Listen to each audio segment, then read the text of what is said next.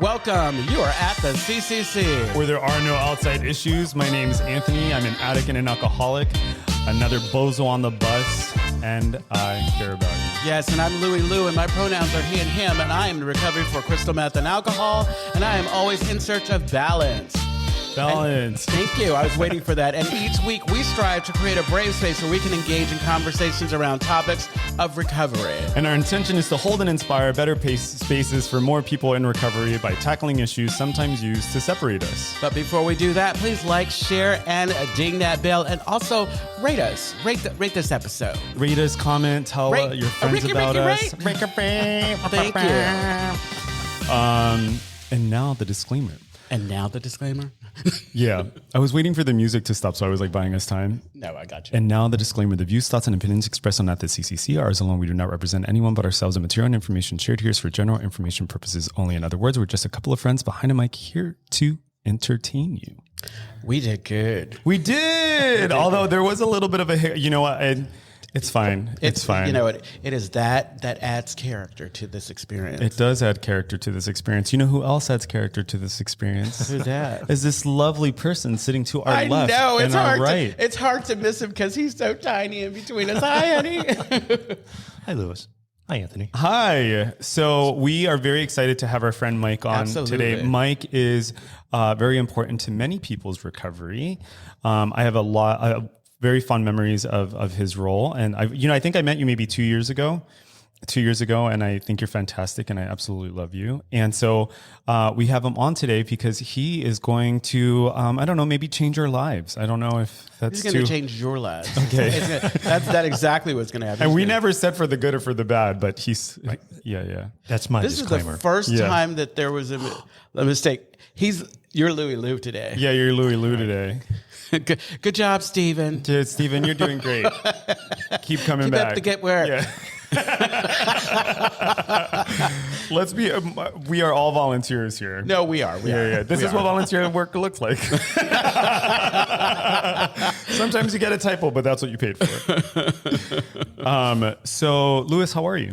I am good. I'm better than I was last week. I caught a little bit of last week's episode. I have this bad habit. When I'm not here, I don't watch this. No, that's not true. I loved it. I enjoyed it. It is what it is, Mike. It is. Yeah, but I missed it. I missed you all, because I wanted to be a part of that conversation. But I feel like our choice of Jose was perfect. Oh God, Jose could have sat there by himself. Yeah, he was, and fantastic. He did. Yeah. Lewis. And how are you? I'm doing. I know it's. I have to prompt this. And how are you doing? I know it's our ongoing joke because Lewis is generally pretty selfish, so I have to. We usually have to. I'm just going to sit in between the two of you. Yeah, you should, because I'm gonna mess him up. Okay. But make sure. There we go. But please make sure you eat that mic. Oh yeah, make sure you eat the mic.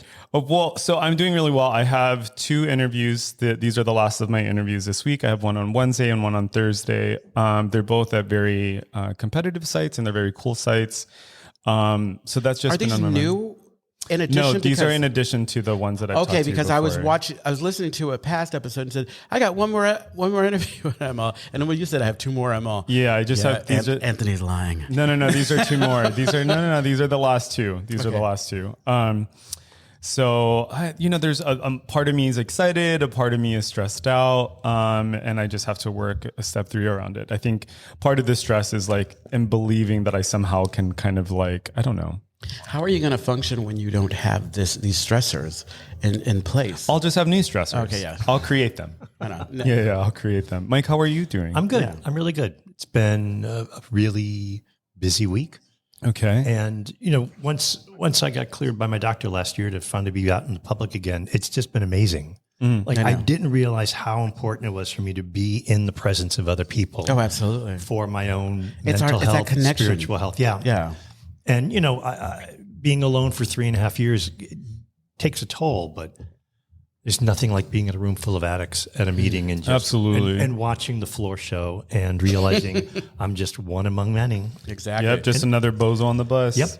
Truly, and happy to be one of the bozos on the bus. Anthony, you have been affecting people left and right because I was sitting with my sponsor and He said, "Oh, I'm just another bozo on a bus." I think I got that from Anthony on the podcast. Well, I think I just made it popular. Well, whatever. Because I think you made it. You made it. I think you should claim it. You should just claim it. But jizz. So today's episode is on H.A.L.T. And so for folks at home who are listening, or if you're in the car, or if you're walking, or if you're at the gym, I don't know when you listen to us, but H.A.L.T. stands for hungry, angry, lonely, tired. Some people even add an S at the end and they say hungry, angry, lonely, tired, stressed. But basically what this refers to, it's an acronym, and it refers to risk states, or states when we are most vulnerable, right? And so sometimes in the rooms of AA or other 12-step programs or recovery-based programs for folks dealing with substance or process addiction, H.A.L.T. becomes very useful because when we are in these states, say we're hungry or we're angry, or we're lonely, we're tired, or the new one is stressed, then we know that we might not be our best selves. We might know that our thinking might be a little skewed. And so we have Mike on today to join this conversation because he radiates calm. Absolutely. And he, I don't know what you're like when you're angry. What are you like when do you get angry? When was the last time you were angry? The last time I got angry was when I called the person who burned my apartment down to tell him that he burned my apartment down. Oh, I think one of the only persons I've ever yelled at. That's a good reason to get angry. Get mad. Yeah. So when we talk, well, first off, we have 3 questions for you. Okay. We ask all of our guests these 3 questions, and you have 3 minutes to answer these 3 questions. So it's basically kind of like 1 minute per question. Okay. Fire away. And we're so good at cutting you off. Because you know what? We only have so much time. We only have so much time, and life is precious. I don't want to cut into your time. Yeah. And you already are. Reclaiming my time. Reclaiming my time. And I'm already feeling a little resentful. Like even right now, we should have started this like a minute ago. Question 1. Where are you from? I am originally from Los Angeles, California. No way. Queen of the Valley Hospital in West Covina, California. I thought you were calling yourself Queen of the Valley. I did when I came out to my mom. Yeah. In the Middle Ages, I commented, I was born at Queen of the Valley, and I said my little brother and sister were born there, so there was still hope, and she did not like that at all. Did you say still hope? Yeah, I'm the only queer person in my family. Okay, that is not where I thought you were going with that. Did you mean to say what you just did about still hope? That might be like stillbirth. No, there's still hope. Oh, that's what I thought you were saying. There's still hope that maybe my little brother or my little sister was Okay, this come whole out. time, listen. What I thought you were like, because they were still births, their hope. Anyway, that's so horrible. I wish we weren't recording live. Well, we are. Oops. I was like, fucking A, Mike, that's so dark. But you weren't saying that. You were saying something so actually it turns quite out charming. that you're dark. Yeah. It's okay. I didn't go there. I'm about the perfect shade of mocha. So were you done with that answer? If you want me to be. No, I don't. We still have 30 seconds on the clock. Go. Then I moved to Florida when I was 9, which I thought was terrible. Where in Florida? Clearwater, Gulf Coast. Clearwater. It's the home of the church. When the water comes out clear. Wow. You know what? It is completely nurture, not nature, right? Okay. So no, I have been working. You know how they talk about the doctor talking about in the book. I have been working on trying to make these psychic changes in you, and that's what I've been doing since we started doing this. And we can come into the light because you created a monster. You are becoming, you are surpassing. This is part of my 30 seconds. We realize. Yeah. Oh, not you telling us to stop talking. Jamie is like, wow. Mike is from where the water runs clear. Well, that's fantastic. So then you were from Florida, and then how did you get here? I ended up going to college in the Midwest and came out here when I graduated and did a year of domestic Peace Corps work. Very cool. In West Oakland, and realized I loved it out here. Yeah. Went back to Notre Dame for graduate school, yeah. And then left the seminary, got sober, came out of the closet, and moved here, and that was it. You went to seminary school? I did. See, I think the Christopher thing was right. Anyway, so That's a story for another time. Yes, so I've been here since 1987. I got here in 85, but I've been here since 1987. Very cool. Very cool. He wasn't present. What, just right now? It was a couple years. I was here in 85 and then taught and then worked in the Sanctuary movement, then went back to Notre Dame in 86. And what movement? The Sanctuary movement. It was a response to the Reagan administration's poor treatment of Guatemalan and Salvadoran refugees. Hopefully we'll talk a little bit more about like some of your activism, because it's been so impactful. For folks who don't know, wasn't there a day named after you in San Francisco? I've actually had 3. 3 days named after you? I had 3 days. It's nothing. Excuse me. No, yes. I was really honored to have that done. I have half a week. And you're like, I own this town. I have weren't you also? I'm gonna now say I have half a week. I have half a week. Mike, yes. Louis, stop it. Mike, were you? Mike, weren't you also given sainthood by the sisters? I was sainted in 2013. And also was Grand Marshal for the Gay Pride Parade in 2016. Yeah, the fuck you were. And luckily was fortunate enough to have my recovery community following me in the cart. And had an amazing time. Showcasing the CCC. Yes. That's amazing. And I think this is like a perfect example of like when we say someone is like legendary in the community, like that's what you are. You're legendary. Like, that's really cool. I'm grateful to be alive. Yeah. I'm grateful really you're alive grateful too. Absolutely, same here. Yeah. All right, let's shift to that next question. So that next question is, what made you get sober?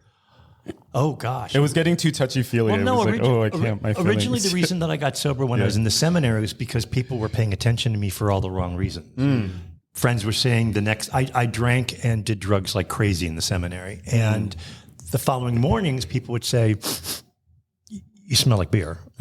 You smell like scotch, which is what I was drinking. And so I didn't like that kind of attention. And so I went on campus, took the 10-question, are you an alcoholic quiz, scored 10 out of 10 because I'm a good test taker. And then to get people off my back, I went into a rehab program.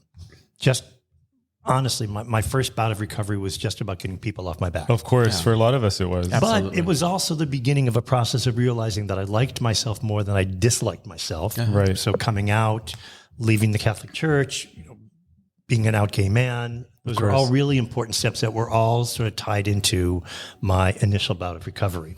Yeah. So how much time do you have now? I have 13 plus years now. I had 10 years. And on the day of my 10th anniversary in 1997, I relapsed and had a 13-year relapse that was just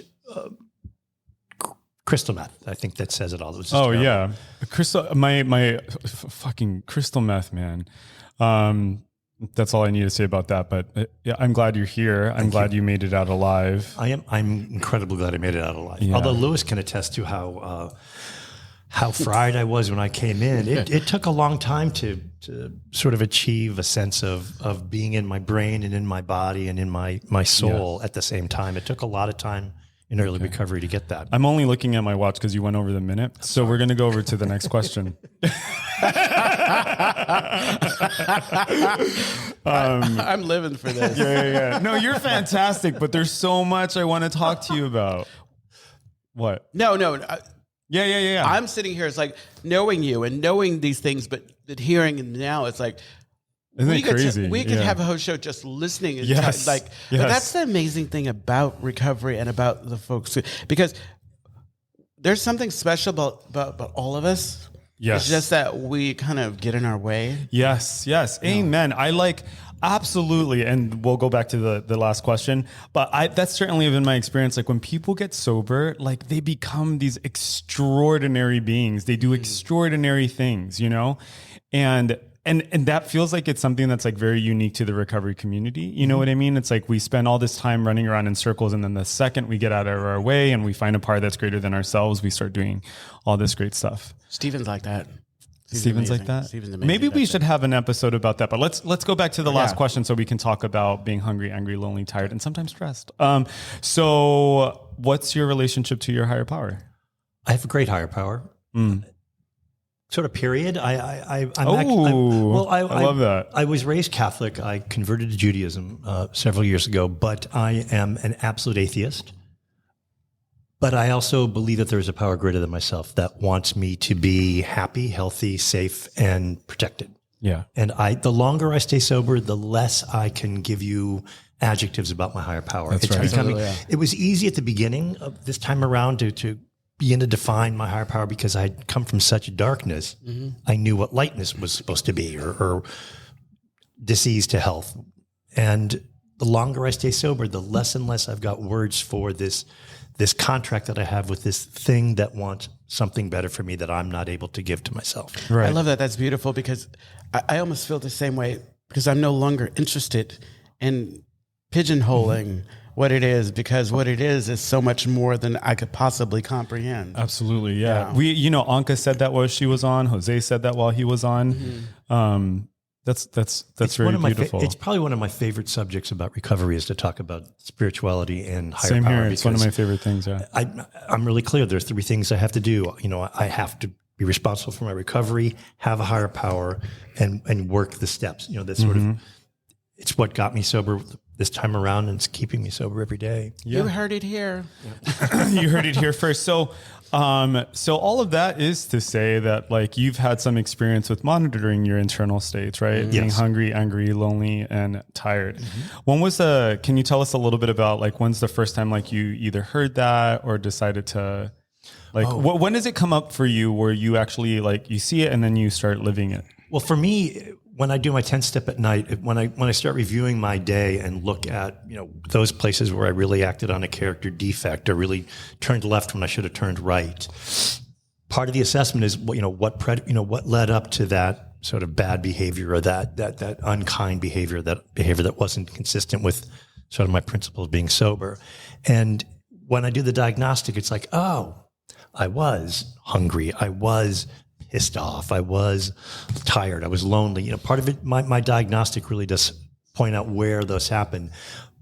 Part of the challenge, the longer I stay sober, is not relying on the diagnostic at the end of the day to identify when I'm actually in a place of halt, or actually I think about health, hungry, angry, H.E. Hungry. What's the H.E.? H.E. Emotional, hungry, emotional, angry, lonely, horny. Oh yeah, that's a big one. I put horny in there, particularly for someone who's in recovery for crystal meth addiction. Oh, I love that. Yeah, sex stuff is so intimate but I'm really working on trying to be able to do the diagnostic throughout the day. Yeah, like when it's immediately happening, as opposed to at the end of the day saying, "Oh, that's why I was such a dick." Are you familiar with the phrase like post-nut clarity? Wow. Are you? I mean, I'm just asking. Well, the reason why is because when you talk about being hungry, angry, lonely, tired, right? So for anyone who's ever dealt with like sex addiction or has been horny and then has like had that like resolved for themselves, not you, right? There is a clarity that comes after that, right? And I feel like that, jokes aside, that is a very good example of what happens when you're hungry and you eat something, you're fine. When you're angry and you find, some peace.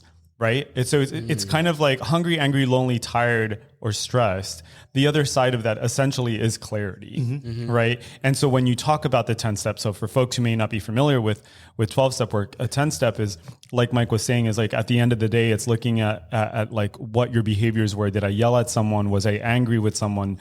Am I resentful at someone? And then looking at what was going on for you during that time that like led to that behavior. Right. And so I love what you're pointing to, right? Like I'm thinking of something that happened to me yesterday, but we can go back to that. How about you, Louis, when you think of, when does H.A.L.T come up for you? Work. Yeah. At work. That's real. No, lately, and I've talked about this before a lot. Like I have to, I play the tape back and forth.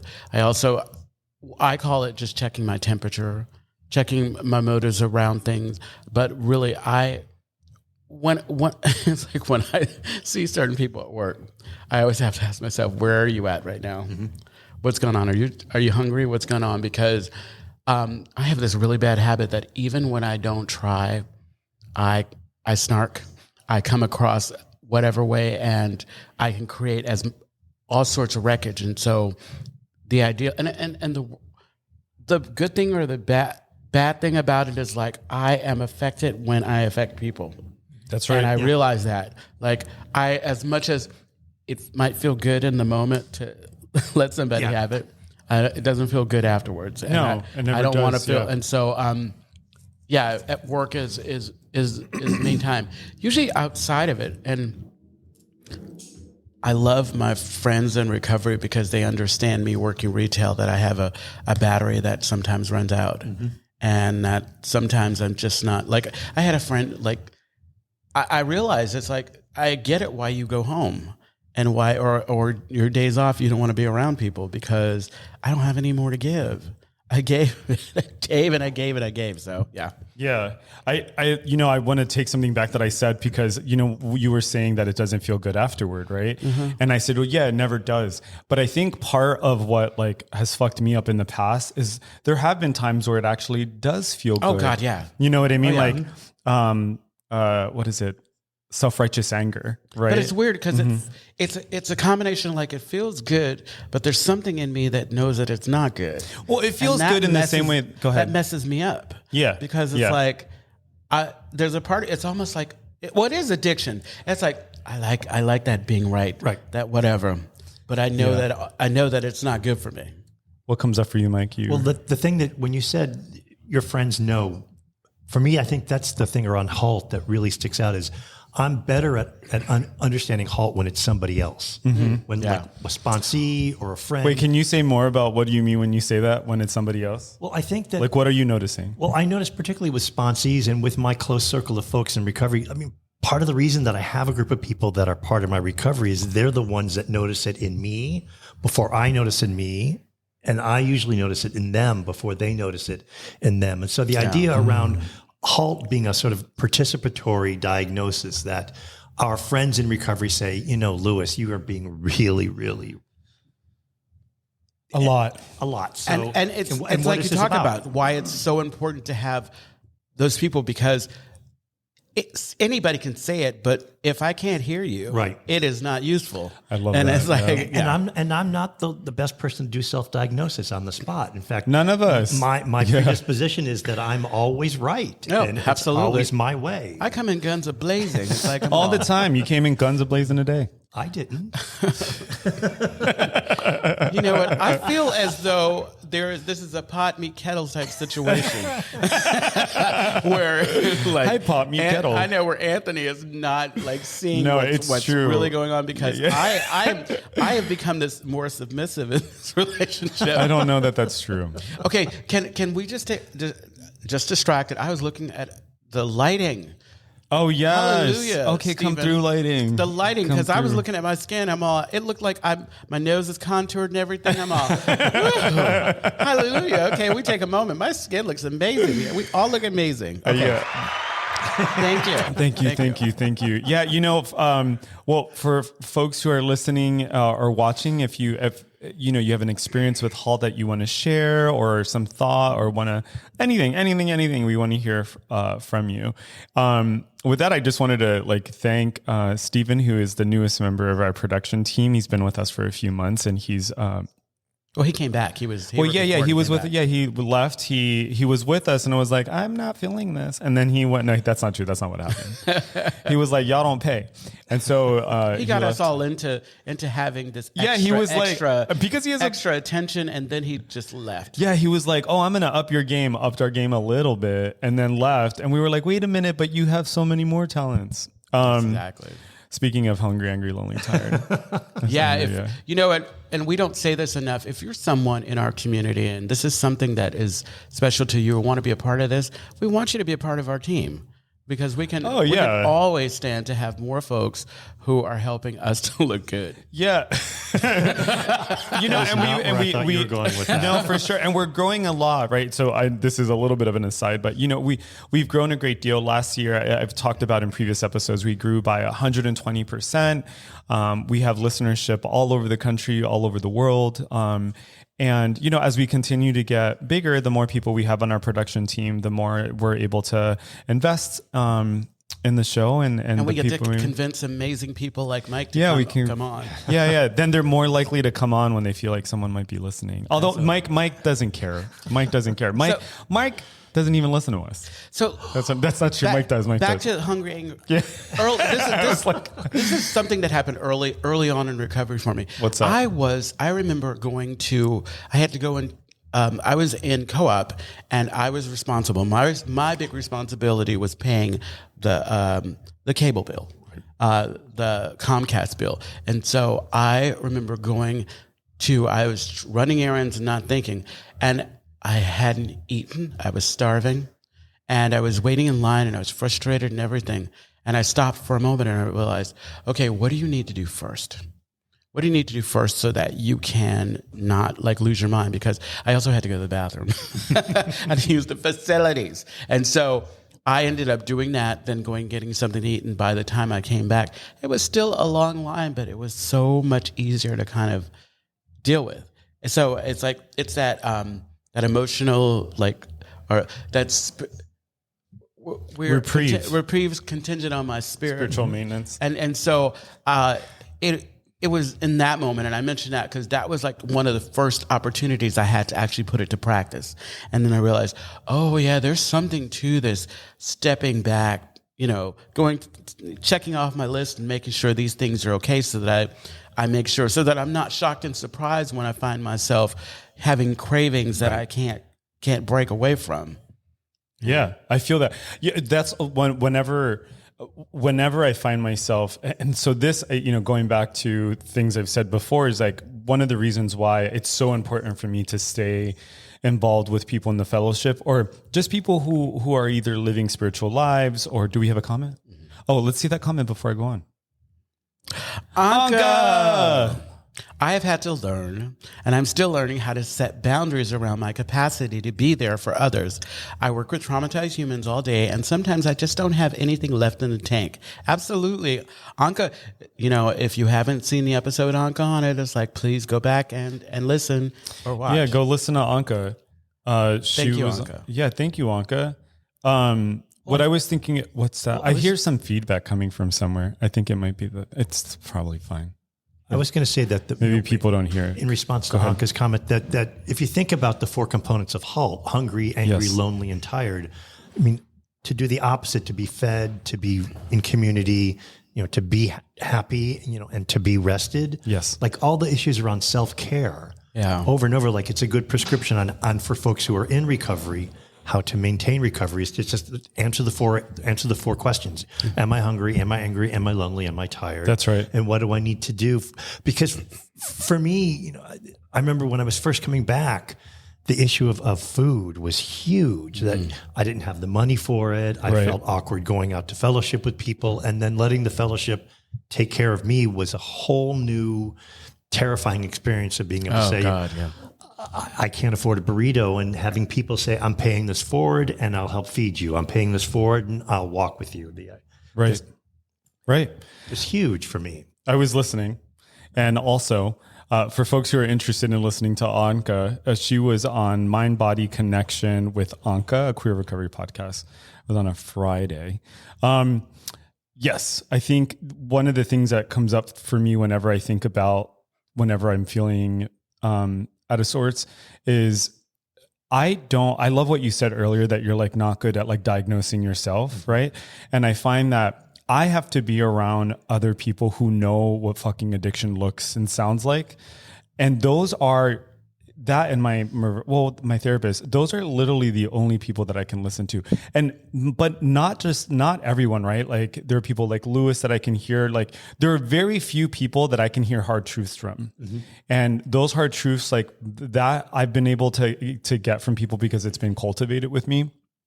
And so that's why I think it's, for me, important to be around other people. Like you were saying, it's easier to see in sponsees, it's easier to see in friends, mm-hmm. right? And I think that's another benefit of going to meetings and being around other addicts and alcoholics, is you start to see the patterns. Right. Right. And that's, so, recently I was going to share a story of something that happened yesterday. I was talking to someone that I care about. And very long story short, I noticed that I started to get angry, but the difference was that in my body, there was a choice, where there was a time where I didn't feel like there was a choice, mm-hmm. right? Before, I used to be identified with the feeling, and I'm fucking angry and I'm just going to ride this, where yesterday I realized, actually, no, I can be angry, but I can be angry respectfully. Mm-hmm. I can communicate what I'm feeling and thinking, and I don't have to be an asshole when I do it. And there was also some choice there. The choice was, I don't need to rage, right? There's a difference between being angry and being rageful. I'm working on the 4th step with one of my sponsees, and we were looking at the 7 deadly sins. Mm-hmm. And one of the differences, at least that are marked between anger and wrath, is that anger is focused. Mm-hmm. Right? Where wrath it's chaotic and it's all over the place. What were you going to say? Well, it just struck me that what was really helpful for me when I came back was that there were people that I saw in the rooms who were modeling behavior that I could identify as being healthy. Mm-hmm. And, being out there, using it, pretty feral coming back in the room. Straight. My favorite word in the NA literature is dereliction, because that's the one thing I think we can all identify with, was that moment at which, Gatorade bottles under the bed and just all the ways in which I sort of betrayed my integrity. And being in a room. You were fancy because I had a mattress on the floor. I thought you were going to say you peed in your mattress. No, I'm a Virgo. But you know what I mean? That being in these rooms and finding the people that were sort of showing me how to be angry respectfully, how to be, That's right. How to be vulnerable, how to reach out, how to create, to become human again, because how to talk about the things they need to talk about without using manipulation as a... I'm a hostage taker. Yeah, exactly. That's my favorite thing. Mm-hmm. Oh, gosh, yeah. I mean, there's some people in the room who I've seen them just take an L, but take a loss. Like, for example, I've been at business meetings where, people are arguing about something and someone says something insulting about them. And I've watched people be like, I'm not going to do it. Mm-hmm. And I'm like, that's really impactful. In the same way that when you go to meetings and you see the same people there, that actually is pretty impactful. That can be, I think only in the last year I've realized that that's a form of service. Yeah. When you see someone go to the same meeting, because there's something sit really in the same spot and just there. And exactly. Yeah. Did we have a comment, Stephen? Oh, okay. We have 15 minutes left. So can we talk about, what's that face, Louis? No, I didn't. I'm sorry. I don't know. I think I profiled you. That's okay. I'm quite used to being profiled. Oh no, stop. Mike said I'm not getting canceled.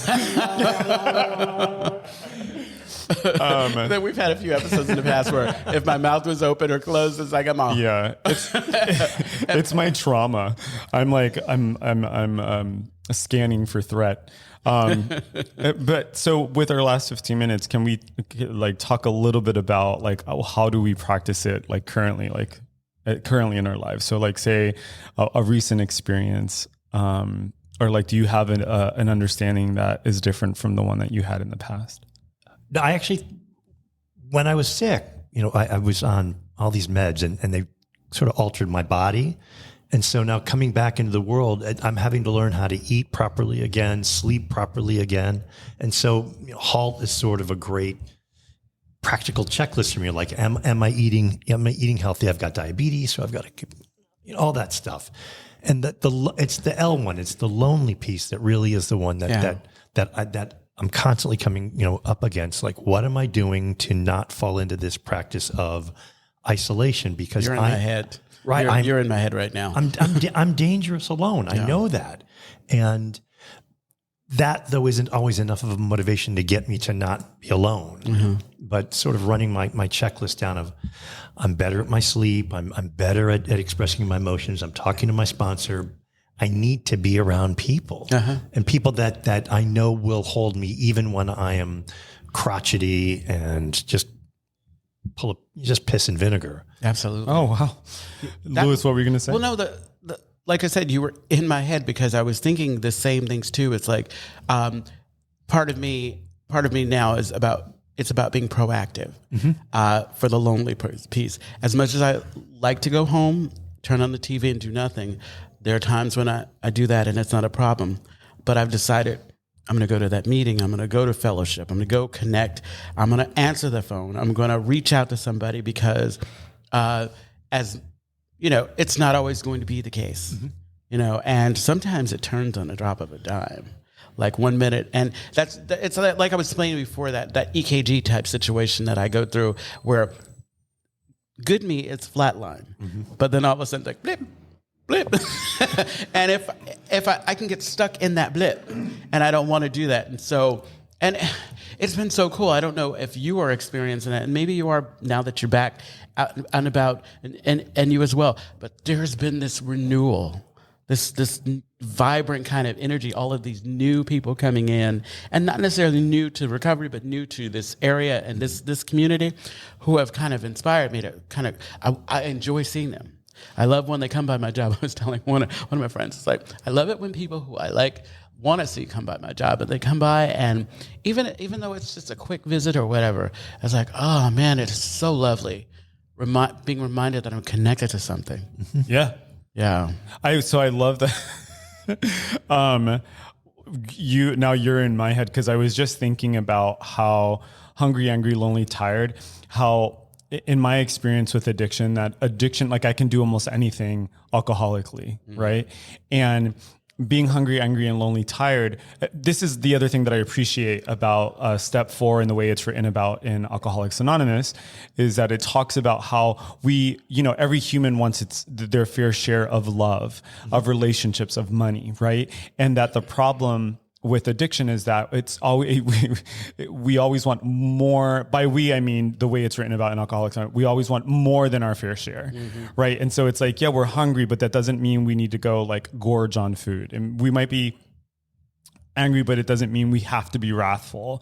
We might be tired, but that doesn't mean we should be sleeping for 4 days straight. What was the other one? Lonely doesn't mean that like now we have to have sex with 15 people. But we can if we want to. But we can if we want because to. It's okay. You can have sex with 15 people. You can have all the food you want in the world. You can be wrathful. You can do whatever you want. And this addict alcoholic, I realize that I am prone to operating in extremes. When I'm sad, I want to be very fucking sad. When I'm angry, I want to rage. And so that's the way it's operated for me, which is like, go ahead. It's not just enough to be that way. I want other people to know that I'm that way. Right. It's like, what's interesting about what you're saying is like, I've thought about like, oh, you know what? I probably shouldn't hang out with that person. And like a younger version of me would have been like, I need to tell that person I'm not going to hang out with them. And I'm going to tell them why I'm not going to hang out with them. Or you could just not do it. You could just not, exactly. Yeah. That's, just kind of not, I always say, my favorite thing is like, on that thing, it's like, I realize that some people, I just have to love them from across the street. Yeah. What were we going to say, Mike? Well, love them how they're able to be loved. But I'm the personality type that if I'm feeling angry, I immediately don't want to feel angry. Like I need to find a way to fix the immediacy of the emotion that I'm not comfortable with. And part of recovery for me is trying to figure out which of those emotions that I need to sit with and ride versus which of the sort of actionable items that I can actually change. I can change whether or not I'm hungry. I can change whether or not I'm tired. I can change whether or not, I'm lonely. But some of those feelings that I confuse, not all feelings are H.A.L.T. There are other feelings that, as an addict, I'm not hardwired for feeling. I'm actually hardwired for sabotage. So give me a reason to not feel this way. I want to go to the other direction. So, there's that. Oh, that's a damn good point. It's like knowing the difference, because there are some things that you've got to sit and marinate with. Yeah. So that you get some perspective. I love that, Mike. And Louis. That was sexy. And Louis. And Louis. Hi. I sat back for that. Yeah. Well, it reminds me. Well, it's overcorrecting. We don't want to overcorrect. And I love the reason why I love what you're saying is because when I first got sober, I thought I had to be like the perfect AA. I couldn't get angry. I couldn't have flaws, et cetera, et cetera, et cetera. Even like as a therapist, I've had that where I'm like, I know better. I should never get angry. I should always be accepting and loving of people. And that's just not how humans work. Like if you're a human, you need to allow yourself to participate in the human experience, right? And I think part of that, for me anyway, is learning how to hold all of those things. Right. Yeah. I'm allowed to fuck up. Yes. It's part of my human experience. I had a boyfriend one time who was also in the program with me who said to me one day, just because you're being rigorously honest doesn't mean you can't take responsibility for what you've just said. Because I thought, I'm just going to be rigorously honest and didn't take into account how he was going to experience what I was going to tell him, or I was just like Mr. Perfect, clean and sober. Like I'm practicing my program. Right. I really feel they thought, and then we have to start wrapping up, but I really feel, and I've talked about this before, is that the big book feels divinely inspired to me because there's just so many things that they got right.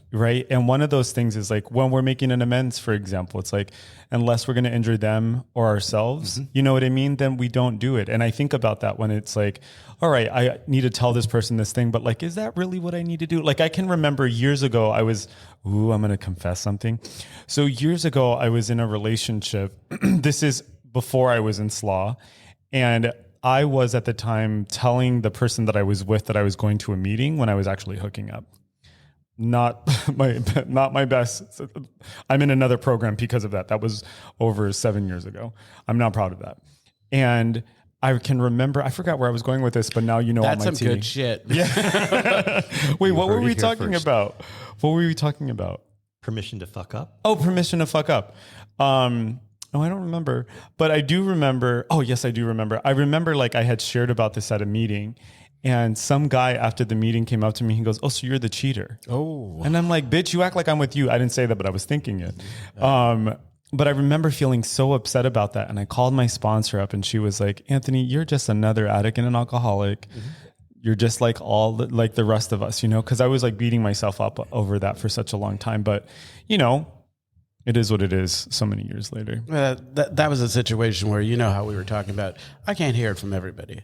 If somebody that I had cultivated the relationship with said, "Oh, so you were the cheater," we could laugh about it, or I could actually think about it in the way that I need to think about it. Well, I wasn't really a cheater either. I was in an open relationship, but the way I was going about having my needs met was very dishonest. But you were a cheater. I was being you were a cheater. You were cheating to yourself. Well, I was being dishonest, right? Yeah. Like if I was going to go hook up with someone, I should have just said that. Or actually, you know what? I remember what I was going to say. My sponsor said to me, because when I was started to lie and stuff like that about like, despite being in an open relationship, my sponsor says, you don't get to go run to your partner and tell him what you did, because that's going to hurt him. Yeah. You instead, you have to live with yourself now. And you have to, if you want to make a living amends, then that's what you do. Yeah. That was the first time. This was, like I said, over 7 years ago. Yeah. This was like the first time where I was like, wait, what? Because I thought I was getting a green light. Like, oh shit, like my sponsor it was much fucking harder for me to live with myself, right? Mm-hmm. Because what I realized is that back then, like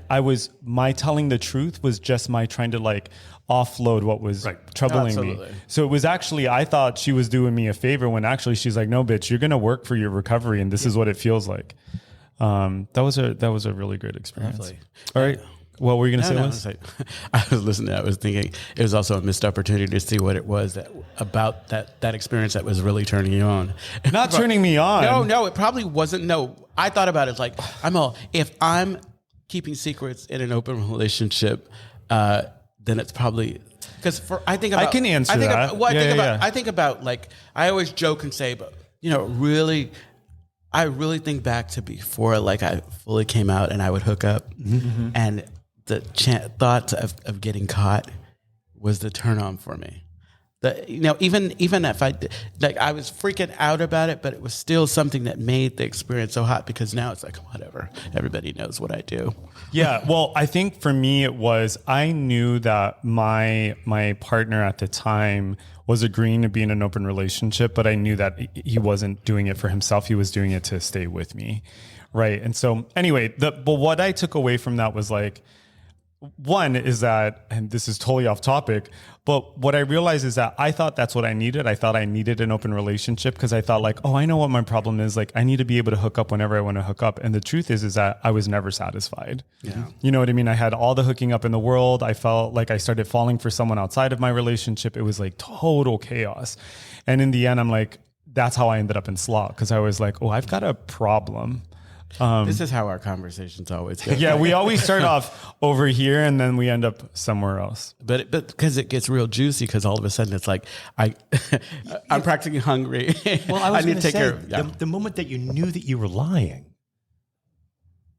Was that not sort of like did that not set sort of alarm bells off in your brain? No, during that time I was working a very half measures program. Okay. I was like slowly like falling out of the program. I was like justifying, when you like, maybe you don't have this experience, but like when you start believing your own shit and there's no one around you to check you, you know what I mean? Like you're not talking to a sponsor or friends or at meetings. So I started believing my own madness. But we need to start wrapping up. So the Castro Country Club is a safe and sober community center for all people and a refuge for the LGBTQ recovery community. We provide programs and services that help people change their lives by supporting personal growth. Our vision is to reduce the suffering of addiction by connecting people to community, opportunity, and support. You can find more information, including all the ways to contact us at www.castrocountryclub.org/podcast. Yes, and tune in every Tuesday at 4 p.m.-ish Pacific Standard Time when we go live on our Castro Country Club Facebook and YouTube channels. Find us wherever you listen to podcasts.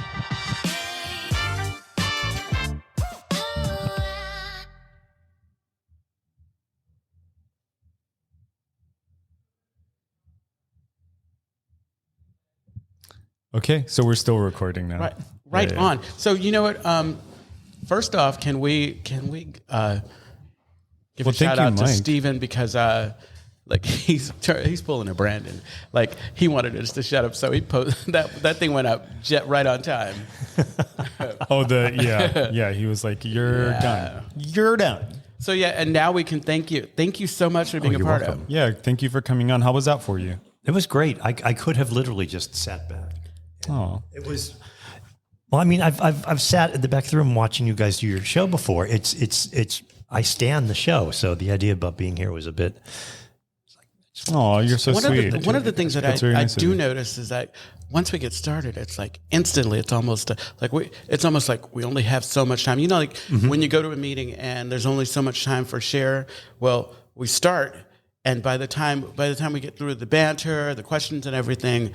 The meat of the conversation, and a lot of times this is one of the reasons why we decided to kind of do a series kind of approach to it, so that it's not just we're not just compartmentalize the conversation, but the conversation can continue. Yeah. Like I was just feeling that during this episode, where like toward the end, I was like, oh my God, there's like actually so much more that we can chat about. Oh yeah, I was thinking about relapse prevention, but also thinking about folks that have relapsed. I mean, what do you tell a sponsee if they've relapsed? Like sleep, eat, get to a meeting. That's right. You immediately respond to all the solutions to HALT, or what you throw out to someone who's just gone out. Yeah. Well, I mean, we're still recording. What would you say to someone who was new, and what would you tell them about HALT? Well, I think that for newcomers who are coming in the room, like just own it. Like it's hard to be here. That's right. Yeah. It's harder to be out there, but it takes a little bit of time to realize that. And that whatever you're feeling, just find someone that you trust and tell them. Absolutely. Right away. I always what I do is I rely on that. What I heard is like, okay, so I'm never shocked or surprised when someone goes out. Mm-hmm. It's the shock and surprise is that we stay, because like early recovery, I had to be really vigilant about what I was doing, because this is new for me, and we come in with this weird duality, this thing going on. Like I'm an adult, but I haven't been acting like an adult. Right. And that can be trouble. That can be trouble too, because you ain't gonna tell me what to do. Because that's the defiant piece that comes in. But I am never surprised. So it's like, there is nothing wrong with like stopping, taking your temperature, making sure you're fine. And again, like you were saying, surrounding yourself with someone that you trust, Because I still remember when I first came back, I avoided meetings and I avoided people because I had so much shame and so much anger. But being here, being at the club, particularly being around people that I learned that I could trust because they didn't want anything from me. Yeah. It was huge.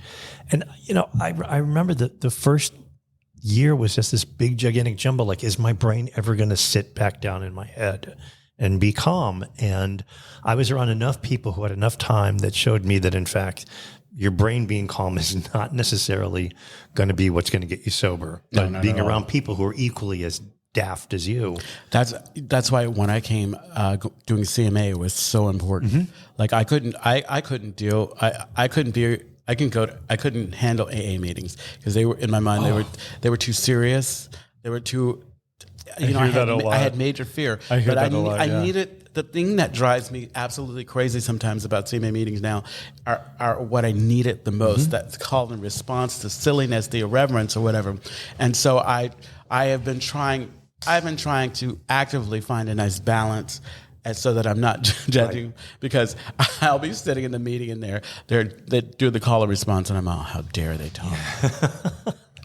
But it just there was something about that community of being amongst folks who were just as post-gacked as I was. Oh God, yeah.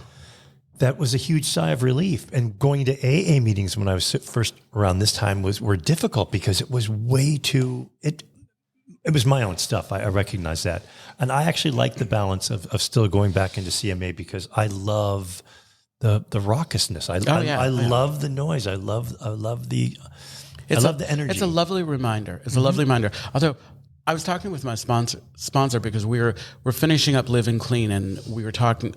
They talk about this piece where all of a sudden you show up to meetings and you're the old timer or whatever, and it's challenging. Oh.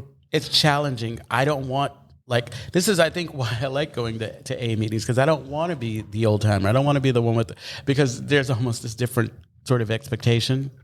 Mm-hmm. And it comes with sometimes when that you don't get to be like a normal ass. Sometimes comes when you don't appear, when people believe that you're this tower of strength or whatever. And I think that we all have to. You see, I have no problem going to a meeting and being a complete basket case. No, absolutely. None. Yeah. But I love that. But there's a thing in the 12th tradition around anonymity, the idea that the meeting is supposed to be as safe as it can be for everybody who walks in the door. And so there is something about seeing old timers at CMA meetings where it's like, oh yeah, you can forecast 15 years of, which, a month was a lot for me. 3 months was a lot. No, absolutely. They're friends of mine in program, people that I respect, who, when I had 90 days and you had 2 years, I thought that is an unachievable amount of time. Yeah, it's hard to imagine. I'd like to think that 2 years was just like it was the goose. It was what I wanted. Now it's important, I think, for people with 10 years and 12 years and 15 and 20 years to still show up at CMA meetings. Absolutely, and participate. That's real, and show me that you're just as crazy as I felt when I walked in the door, that recovery doesn't necessarily mean like perfection. That's right. Order and structure. That's right, yeah. I can remember when, so I didn't, I had very many, I had like 4 relapses in early recovery from AA. The hardest for me to put time together was in my slaw stuff, my sex and love addiction stuff, especially around pornography. I remember when my therapist asked me if I'd be willing to delete the Grindr app, and my body, I was the first time. How dare you even suggest it? I started, literally, my heart started pounding, and I'm like, what do you mean? I'm not ready. What do you mean? No, I'm not ready to do that. And I think that's when I was like, oh shit, it took me experiencing addiction with this other part of my life to truly appreciate what it means to be to have the obsession of the mind and the allergy of the body. That being said, it was going to meetings and hearing people say, oh, I haven't watched porn in a year, or, I haven't been on apps in X amount of time, et cetera. That really did go a long way for me. Yeah. Really go a long way for me. So I think we're landing the plane. It sounds like we're landing the plane. We are. As usual, if you've listened this far, thank you so much. We love you. I know. We absolutely adore you. Yeah. I'm so happy to be back, and so happy to be back with great. Yeah. Thank you so much, Mike. Thanks for having me. All right. Bye.